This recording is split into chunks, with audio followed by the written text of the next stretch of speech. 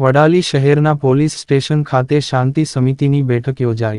Vadali police સ્ટેશનમાં in charge પીઆઈડીઆર Padheriya સાહેબ અને વડાલી પોલીસ સ્ટેશનના પીએસઆઈ આર.કે. જોશીની અધ્યક્ષતામાં શાંતિ સમિતિની બેઠક યોજાઈ। આવનાર તહેવાર હોળી તેમજ રમજાન માસનો તહેવાર શાંતિથી ઉજવાય અને કાયદો તેમજ વ્યવસ્થા જળવાય તે અનુસંધાને શાંતિ સમિતિની બેઠકમાં વડાલી નગરના અલગ અલગ સમાજના લોકો શાંતિ સમિતિની બેઠકમાં જોડાયા હતા। આવનાર તહેવાર હોળી ધૂળેટી અને રમજાન માસ નિમિત્તે પોલીસ દ્વારા લોકોને તહેવાર શાંતિથી ઉજવવા માટે અપીલ કરાઈ। પ્રતિનિધિ ફજલભાઈ મેમણ, સાબરકાંઠા।